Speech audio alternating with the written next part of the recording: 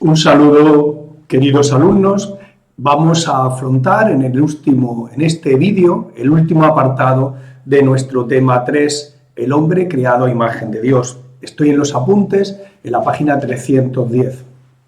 Y lo vamos a hacer de una manera muy somera, muy sencilla, porque nos planteamos cómo las cuestiones que la ciencia plantea al hombre, tanto de su origen, pero hoy en día podemos encontrar mucha literatura que nos ayuda. Aquí, por ejemplo, tenemos un libro de Gianfranco Ravasi y que se plantean cuál es la situación del hombre hoy y los retos que nos plantea, por ejemplo, la genética, el ADN, las neurociencias, la inteligencia artificial, la posibilidad de mezclar hombre y máquina con los cyborg, el querer hacer una humanidad nueva y distinta. El tema antropológico está de moda y son muchas las cuestiones que la ciencia nos lanza y que nos da con preguntas constantes, ¿vale? Tenemos mucho material y yo solo voy a abordar dos temas muy concretos. Quien tenga más ganas de ampliar, pues aquí tiene un tema importante de ciencia y fe, una nueva introducción para verlo, y aquí también se tratan muchos temas de antropología teológica. Nos centramos en los apuntes en la página 310 y nos centramos en el tema del origen del hombre.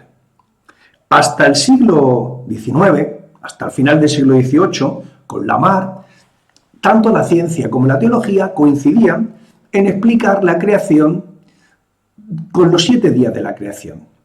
Es con el evolucionismo cómo van cambiando los planteamientos y los paradigmas, y también se hacen cuestionamientos sobre el origen del hombre. Si el hombre viene de la evolución de las especies, de la selección natural, y no viene de Dios, eso nos plantea un montón de preguntas. El primer autor que plantea temas evolucionistas es Lamarck, que vive entre 1744 y 1829. Con su filosofía teológica, en el 809, tiene un pensamiento directriz en esa obra que nos va diciendo que la naturaleza ha ido produciendo sucesiva y gradualmente diferentes organismos, desde los más sencillos a los más complicados. Será sobre todo, 50 años después, cuando Darwin escriba El origen de las especies, y es cuando realmente se establece la teoría de la evolución. Darwin describe un mecanismo en el que las especies sobreviven por selección natural. Las más fuertes, las más dotadas, son las que van sobreviviendo. Y eso va planteando una manera nueva. Empieza a haber teorías en las cuales el hombre y el psiquismo del hombre solamente tendría una diferencia gradual con el resto de los animales. Con estos planteamientos los teólogos reaccionan porque es un planteamiento contrario a la fe. Incluso hay un concilio en el 862 en Colonia que condena el transformismo absoluto de primera hora, que admitía la evolución del hombre por medio de la evolución natural sin ninguna intervención de Dios. También al final del siglo XIX el Concilio Vaticano I aborda el tema y no se declara oficialmente contra el evolucionismo, sino que condena el materialismo en general y remite al Concilio Lateranense IV, donde se dice que Dios es creador de todo el hombre, del alma y del cuerpo. Y empieza a haber un esfuerzo por parte de los teólogos de repensar, de bautizar el transformismo. Por ejemplo, Mivar, en 1871, es un biólogo que sostiene la espiritualidad del alma humana y su creación inmediata de parte de Dios. Leroy, en 1891, dirá que el alma es creada inmediatamente por Dios y que el cuerpo humano es producto de la evolución. Pero todos estos autores, también Zahn, que decía que la evolución en las plantas y los animales nada tiene que ver con la doctrina católica y que el alma del hombre no puede venir de la evolución, sino tiene que venir de Dios. Aquí hay un intento de conciliar las ideas evolucionistas, transformistas, pero que no llega a lograrse correctamente. El magisterio tiene que ir abordando los retos que la ciencia nos va dando. Y así, pues, el Pío XII, en 1941, en un discurso que hace a la Pontificia Academia de Ciencias, dirá que el hombre supera al reino animal por su alma espiritual y que el progenitor del hombre no pudo ser solo un animal. Es decir, que el cuerpo de Adán no puede provenir por generación natural de un animal. Y en 1950, en la Humani Generis, el Papa distingue entre los aspectos que la ciencia ya ha demostrado, y esos hay que tenerlos en cuenta, y las hipótesis. Los intentos de explicación de las hipótesis se pueden rechazar sin ningún problema. Y respecto al evolucionismo, en la Humani Generis se establecen unos principios. Primero, la investigación debe hacerse tanto en el campo teológico como en el científico por personas competentes. No cualquier persona se puede hablar de ciencia, no cualquier teólogo puede ponerse a opinar de estos temas. Segundo, solo acerca del cuerpo, si proviene o no de la materia orgánica preexistente, se puede seguir estudiando. Tercero, la fe católica nos manda sostener que las almas son creadas inmediatamente por Dios. Cuarto, las razones de todas las partes han de ser examinadas imparcialmente. Y quinto, todos deben estar prontos a aceptar el juicio de la Iglesia. Por tanto, con la Humani Generis, en 1950, queda abierta la posibilidad de investigar sobre el origen del cuerpo del primer hombre. La encíclica hace un llamamiento a la prudencia y a dejar que la ciencia vaya avanzando. En 1953, Pío XII, en un discurso a un Congreso Internacional de Genética, dirá: tampoco os parecerá aceptable la teoría del evolucionismo mientras no esté de acuerdo decididamente con la creación inmediata de todas y cada una de las almas por Dios. Y en el clero del pueblo de Dios, Pablo VI, también Dios es creador del hombre, del alma espiritual e inmortal. La Iglesia siempre ha defendido esa parte. Juan Pablo II dirá que no ve dificultad en explicar el origen del hombre en cuanto cuerpo mediante la hipótesis del evolucionismo, pero que eso es solo una hipótesis, una probabilidad, y que hay que seguir manteniendo que el alma espiritual del hombre ha sido creada directamente por Dios. Y en el Catecismo de la Iglesia Católica se dice: la Iglesia enseña que cada alma espiritual es directamente creada por Dios y no es producida por los padres y es inmortal. Por lo tanto, podemos decir que el magisterio ha abierto la puerta a que podamos entender el origen del hombre de manera evolucionista. Ha habido un proceso de evolución en la doctrina de la Iglesia y dejando que la ciencia vaya probando sus hipótesis y aceptándolas. Hoy se acepta que el cuerpo humano pueda venir por evolución si es necesario, pero hay que admitir una acción de Dios desde su interior para que posibilite esa humanización. El alma no puede venir por humanización, tiene que venir directamente por Dios. Y la razón del alma no pueda ser producido por la evolución es que de lo material no puede venir lo de naturaleza espiritual. Por lo tanto, solo decir una cosa: el magisterio ha cambiado y deja la posibilidad abierta al estudio. Vamos ahora, en la página 313, a buscar una explicación teológica del origen del hombre. ¿Cuáles son los datos del problema? Durante muchos lustros, la aparición del hombre sobre la Tierra, hasta el final de 1800, pues se ha entendido en clave de los relatos bíblicos. Dios lo ha creado todo y todo proviene de la mano de Dios.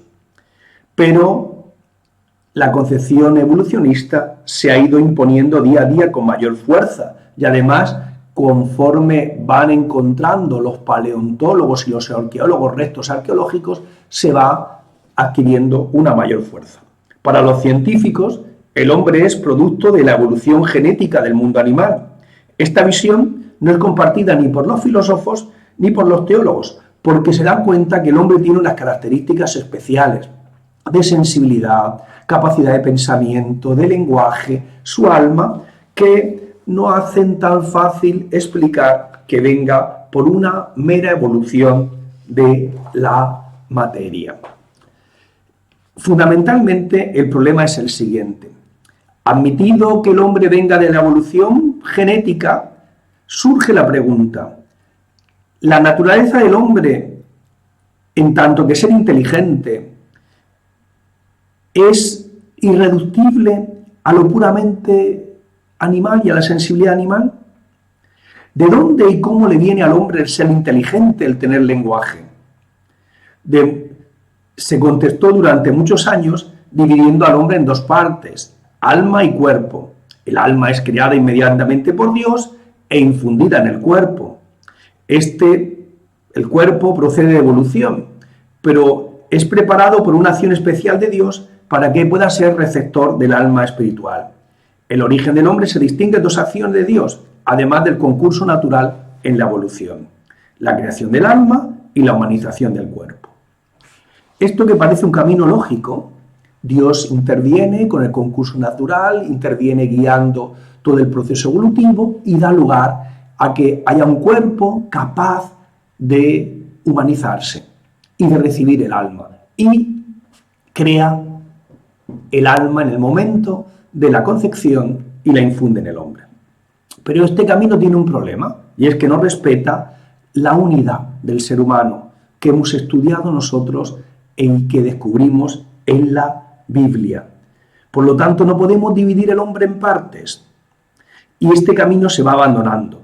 La creación del alma y su infusión en el cuerpo suena a un antropomorfismo extrínseco que no se acomoda a la concepción actual del hombre, que es una unidad íntima con una pluralidad de dimensiones. No puede haber un cuerpo humanizado sin un alma espiritual, ni un alma, que es la forma del cuerpo, sin un cuerpo del que sea su forma. Por lo tanto, ¿cómo responder a estos interrogantes dentro de la nueva antropología unitaria y la evolución y la visión evolucionista del mundo? ¿Cómo respetamos, uno, la antropología unitaria que conocemos, y dos, somos fieles a la ciencia? Pues vamos a poner una serie de presupuestos que nos ayudan en la reflexión, pero que no van a solucionar el problema, porque el problema necesita que la ciencia y la teología vayan avanzando.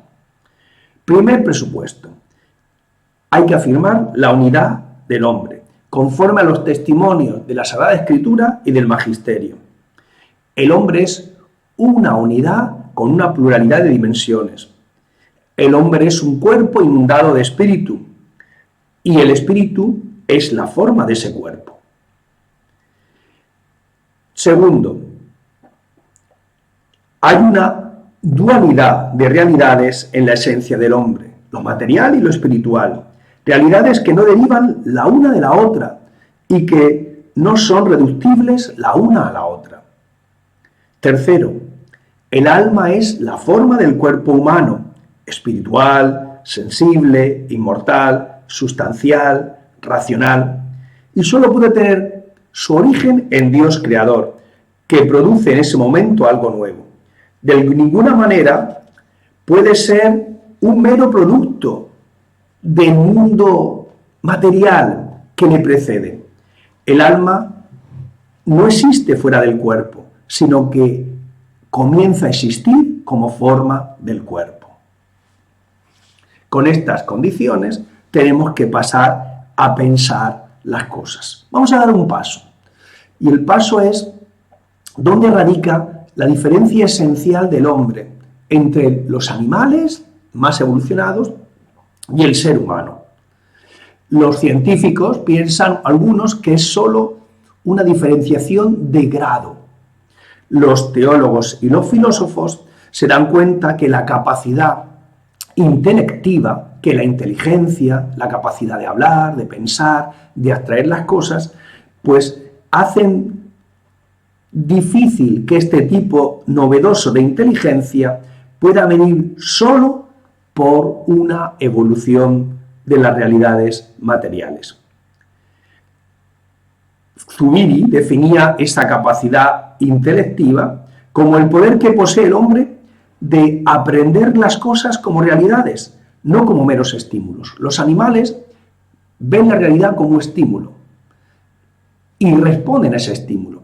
El hombre tiene la capacidad de distanciarse, de abstraerse y de ver esas realidades como conceptos y de programarlas. La capacidad de abstracción es la forma más perfecta de la manifestación de la inteligencia del hombre.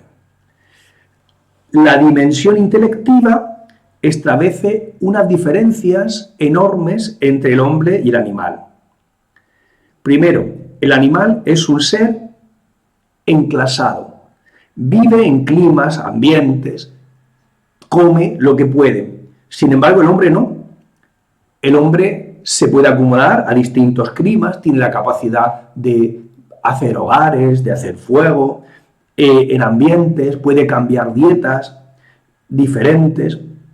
Segundo, el animal resuelve siempre los mismos problemas de la misma manera. El hombre puede proyectar su vida, puede inventar, pues tiene la capacidad de progresar. Tercero, el animal tiene imágenes materiales. Y el hombre, además de esas imágenes, tiene ideas abstractas.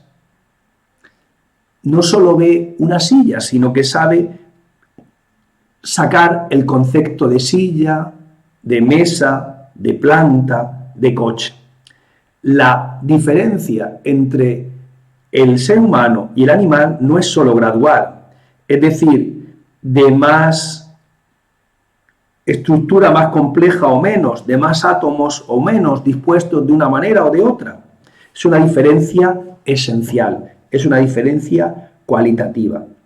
Entre el primer hombre y el animal antecesor hay un hiato, hay una separación que no se explican solo por las fuerzas y las mecánicas de la evolución y de la selección natural. Por lo tanto, tenemos que hablar de una continuidad discontinua y podemos hablar de una humanización en la evolución. Una cosa es la evolución y otra cosa son las causas que lo motivan. La evolución es un proceso genético en el cual van produciéndose formas psicosomáticas específicamente nuevas a partir de formas anteriores, en función intrínseca y determinante de la transformación de estas. El nuevo ser conserva la forma del anterior, pero transformadas, mejoradas, modificadas. Eso es la evolución. ¿Pero qué es la hominización? Es la evolución de los homínimos prehumanos al homínido humanizado, mediante un proceso genético determinado por la transformación de las estructuras morfológicas prehumanas. Solo cuando tenemos esas estructuras que han evolucionado puede florecer un psiquismo que no hubiera podido florecer en un ave o en otro animal. Si llamamos a este psiquismo nuevo psique intelectiva, hay que decir que ésta florece intrínsecamente de las estructuras psicosomáticas de un homínido prehumano en función determinante y transformante de estas. Vamos a profundizar un poquito en cómo es ese mecanismo evolutivo que posibilita ese homínido capaz de tener la naturaleza intelectual, capaz de tener alma. El hecho de la evolución deja intacta la cuestión del mecanismo evolutivo. Y aquí es donde radica la problemática y se complica a lo sumo. Hay causas de la evolución de orden físico, el ambiente, de orden psicológico, del estilo de vida, de la competición. Todos los factores van posibilitando la selección natural y el mecanismo que va a producir un cambio en el plasma germinal, en los genes, para que luego ese cambio no solo sea de un individuo, sino que se mantenga como heredado en el código genético de la especie. Los animales van evolucionando en sus formas y en la psique del nuevo animal, pero no así el hombre. Su capacidad intelectiva exige un salto, una discontinuidad anterior. La dimensión espiritual no puede ser producida solo por la materia, con el concurso ordinario de Dios en la creación, sino que requiere una acción distinta del Creador, que explique lo cualitativamente nuevo, esencialmente distinto de lo anterior, es decir, el psiquismo humano. Tenemos que decir, por lo tanto, que Dios no solo actúa conservando y dirigiendo la creación, en este caso del ser humano, en todas sus fases, sino allí donde hay algo nuevo, inédito, distinto, mejor o mayor que lo anterior, allí está surgiendo una nueva capacidad o una nueva capacidad operativa que no existente. Allí estamos viendo una acción creadora de Dios. Por lo tanto, no estamos hablando de que Dios creó al principio de los tiempos, sino que ha seguido creando y actuando cada vez que hay un salto, cada vez que hay algo nuevo, inédito, una nueva capacidad. Y así, desde dentro,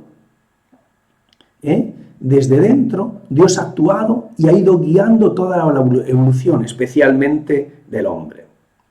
¿Cómo a punto 11.2.6? ¿Cómo se ha creado la psique humana?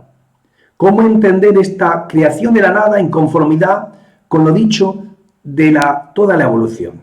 Pues teniendo en cuenta varias cosas.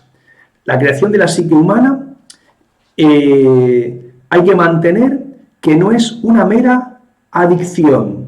No es que tenemos un cuerpo y ahora con un más le sumamos otro elemento que es la psique. La psique intelectiva está creada no como un elemento exterior, sino que procede de la evolución de las estructuras biológicas, brota desde dentro. La acción creadora hace que florezca desde dentro, naturalmente, una psique humana en el acto generacional. No se interrumpe la secuencia de las causas intramundanas, sino que Dios actúa a través de esas causas, potenciando providentemente desde dentro su acción, elevando sus efectos, dirigiéndolas a un rango superior. Más que hacer las cosas, Dios directamente hace que se hagan a través de las leyes de la naturaleza. A diferencia de los agentes naturales, que realizan una acción conjunta y suman sus fuerzas y justaponen sus energías, Dios, por el contrario, concurre sobreanimando y elevando la capacidad natural de los seres por encima de su propio dinamismo. Por lo tanto, la acción creadora pertenece al mecanismo de la evolución. El cumplimiento intrínseco de la exigencia de la transformación germinal lo ha dado Dios. La acción creadora no solo no interrumpe el proceso evolutivo, sino que lo lleva a término, posibilita esos saltos, especialmente en todo lo relacionado con el hombre. Así pues, el que cuando el mundo animal asciende a una determinada altura estructural, aparezca así la dimensión intelectiva y el espíritu, se debe a la acción de Dios que ha ido actuando y preparándolo todo por dentro y posibilitando los distintos saltos. Dios siempre ejerce una actividad creadora. Solo así la materia puede alcanzar aquella altura estructural que pide la venida del Espíritu.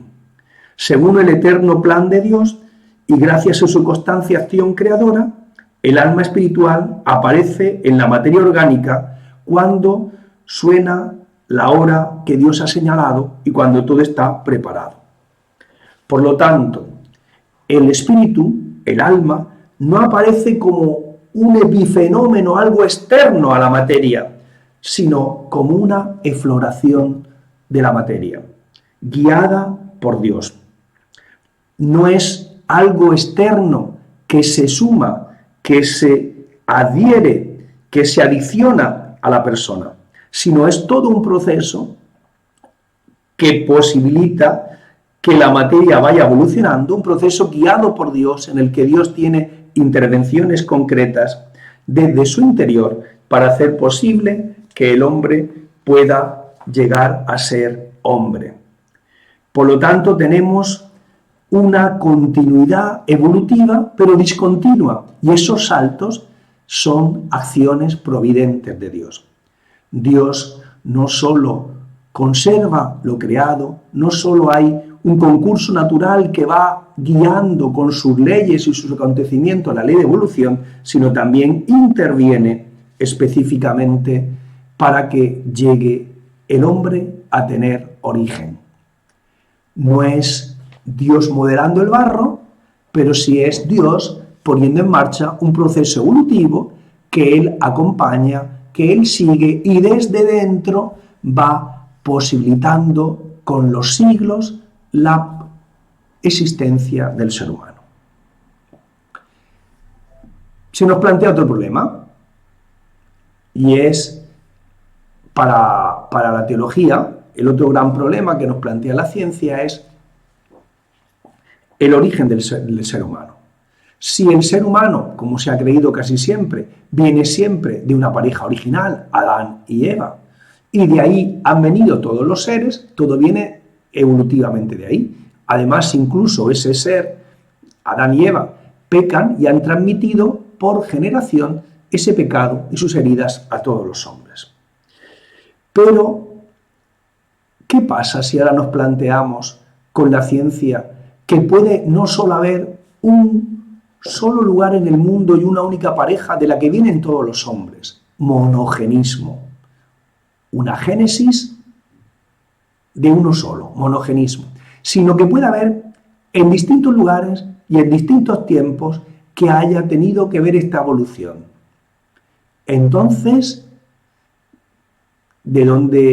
¿cuál es el ser humano creado a imagen y semejanza? ¿Todos o uno solo de ellos? ¿Solo uno de esos hombres pecó o pecaron todos?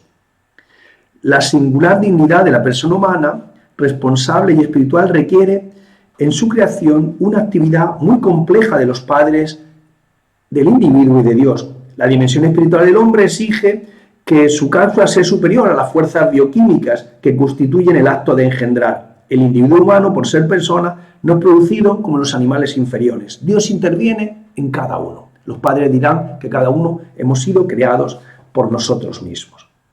Pero la novedad para que supone la aparición de la persona y esa intervención de Dios ha sido explicada a lo largo de la historia de distintas maneras. Uno, el emanantismo. Hacen derivar de un trozo de la sustancia de Dios el alma humana. O el preexistencialismo. El alma existe antes de que exista el cuerpo y se incorpora al cuerpo como si fuese un vehículo o en algunas culturas como si fuese una cárcel que nos tiene encerrados. También tenemos otra manera de explicarlo con el traducianismo o generacionismo, defendido en los primeros siglos del cristianismo. Y había un traduccionismo material que el alma se engendra como el cuerpo por el semen humano, o el espiritual, traducianismo espiritual, que el alma del niño tiene origen en el alma de los padres y se prende como un fuego, enciende otro fuego. Pero esta interpretación ha sido condenada por la Iglesia. Foshammer defendió que el alma es engendrada por la fuerza de los padres, que es creadora en virtud de un poder comunicado por Dios en el origen de las cosas. Pero esta explicación no ha sido aceptada. O Rosmini afirmó que los padres engendran el alma sensitiva, que se va perfeccionando hasta convertirse en un alma espiritual, y también fue condenado. Y tenemos, pues, la idea del creacionismo. impuesto desde la teología de la alta escolástica, que defiende que las almas son creadas directamente por Dios. Pío XII, en la encíclica Humani Generis, afirma que la fe católica nos manda a sostener que las almas son inmediatamente creadas por Dios. Y eso es lo que tenemos que sostener. Pero hay que tener algunas puntualizaciones claras. 1. Dios no crea primero el alma y luego la infunde en el cuerpo. Infusión y creación se dan en el mismo momento. Dios no actúa desde fuera. Dios es una causa trascendente que actúa dentro de la acción misma del hombre. Cuando los padres engendran al hijo como un ser personal, sucede algo nuevo que requiere una explicación, y la acción generativa no puede producir por sí misma el ser en su totalidad. El efecto es superior a la causa que concurren los dos padres, y Dios colabora con la causa secundaria, haciendo que se autosupere y que tenga a bien surgir un nuevo ser humano. Dios no actúa al lado de los padres como dos fuerzas que se suman al mismo nivel. Dios no actúa desde fuera, sino desde la acción engendradora. Por eso los padres producen todo el hombre y Dios también es autor de todo el hombre, pero cada uno en una esfera que le es propia. Dios en el plano trascendente, los padres en el plano categorial, en el plano de las causas materiales. En esta explicación se salva, por un lado, la unidad del hombre y su singularidad con respecto al reino animal. También se salva la vida misma. Los mecanismos evolutivos son causa determinante del espíritu, pero no lo crean, sino que es Dios a través de ellos donde hace posible la existencia del alma. Lo exigen, pero no lo producen. Ahí tenemos un concurso creativo de parte de Dios. Por lo tanto, admitido este proceso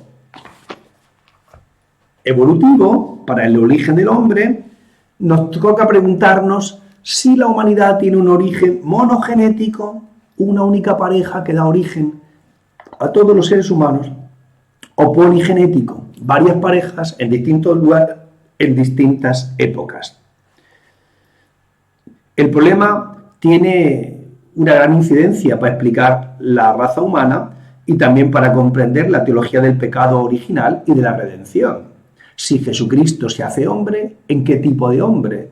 ¿Y a qué hombre le salva? Porque solo salvaría a aquellos de los cuales se ha hecho carne. Este es algo nuevo para el pensamiento teológico. Hasta el siglo XVIII y con la aparición del evolucionismo, pues estos temas no se planteaban. Ahora esto ha exigido pensar de nuevo el tema. Y nos damos cuenta de que si estudiamos, por ejemplo, Génesis 1:26, el Adán que aparece ahí no es tanto un individuo, sino la humanidad en la que están englobados todos los hombres. No hay preocupación alguna en el primer relato del Génesis, en el autor sagrado, de hablar de un hombre singular. Sin embargo, en el segundo relato de Génesis 2, sí que aparece un individuo concreto y no puede tomarse como la afirmación directa de un narrador su inmediata creación por Dios, como tampoco la creación de Eva de la costilla del varón. Se trata, como ya dijimos, de un ropaje literario para afirmar una verdad trascendente, como es la entrada del pecado en el mundo. Por lo tanto, podríamos decir que los relatos revelados están escritos en un ambiente monogeneista, así se han creído durante 19 siglos, pero que el monogenismo no es una verdad revelada. Nos encontramos con muchos textos en la Escritura, como en el Eclesiástico 17 o Hechos 17, en el que se nos dice que Él creó de un solo principio todo el linaje humano, pero aquí principio puede entenderse como un individuo o una pareja o una raza. En Romanos 12 parece también que se nos habla del monogenismo, y el Concilio de Trento, hablando del pecado original, dice, uno en origen y que se transmite por generación y no por imitación. Pero claro, las categorías culturales en las que viven los padres conciliales no quedan definidas, aunque por medio de ellas se expresa una verdad definida fundamental, y es el pecado original. El Papa Pío XII, en la encíclica Humanae Generis, admitió el evolucionismo, con la condición de que todas las almas sean reconocidas que son creadas inmediatamente por Dios.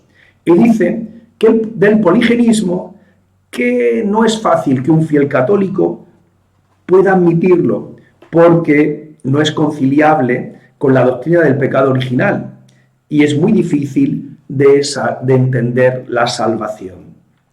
En 1966, el profesor Danis, de la Pontificia Universidad Gregoriana, organiza a petición del Papa Pablo VI un simposio acerca de la teología del pecado original. Y el mismo Papa, en el discurso inaugural, en 1966, dice que al evolucionismo le da vía libre, con tal que quede a salvo la creación inmediata de todas y cada una de las almas por Dios. Respecto al poligenismo, el Papa Pablo VI dirá, es evidente que os parecerán inconciliables con la doctrina católica genuina las explicaciones que del pecado original dan algunos autores modernos, los cuales, partiendo del presupuesto que no ha sido demostrado del poligenismo, niegan más o menos claramente que el pecado, de donde se ha derivado tanta lluvia de males para la humanidad, fuera desobediencia de Adán, primer hombre, figura del futuro, contenida al comienzo de la historia.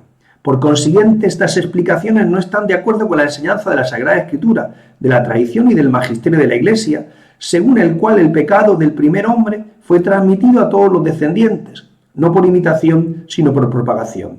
Reside en cada uno como propio, y es la muerte del alma, es decir, la privación y no simple carencia de santidad y justicia, incluso en los niños apenas nacidos.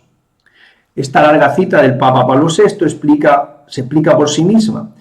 No concede luz verde al poligenismo, pide precauciones que impone esa hipótesis la presentación oficial del pecado original de la Iglesia. Pablo VI no frenó la investigación de los teólogos y de los exégetas, sino solamente pone delante los datos que hay que salvar. Por lo tanto, queda un gran camino que recorrer por parte de los teólogos y por parte de los especialistas. Al día de hoy no podemos renunciar al monogenismo, pero sí también la Escritura nos facilita hablar de raza, del género humano, pues la ciencia tiene que aclarar esos orígenes, tiene que avanzar y la teología tiene que acompañarlo. Pues aquí terminamos nuestro tema. Queda un apéndice, el 12, donde se nos habla de los derechos humanos, que son la manera civil en la que los estados tienen de reconocer esta dignidad única del ser humano. Y esa dignidad del ser humano ha de ser creado imagen y semejanza de Dios, ha de ser reconocida eficazmente y promovida universalmente. Los derechos humanos salvan esa dignidad del ser humano y son un fundamento sólido, civil, que a la luz de la fe todavía nos desvela con mayor grandeza su dignidad. La fuente última de los derechos humanos no es la vera voluntad de los seres humanos, o el Estado, o los poderes públicos que los reconocen. Nosotros sabemos que los derechos vienen del hombre mismo y de Dios, su creador, y que son universales, y que son para todos, y que son inalienables. Pues espero que el Señor nos ayude a descubrir cuál es la grandeza del ser humano y a ver cuáles son todos sus derechos. La ciencia nos lanza muchas preguntas, nosotros solo las hemos esbozado y requieren un estudio posterior mucho mayor. buen trabajo y nos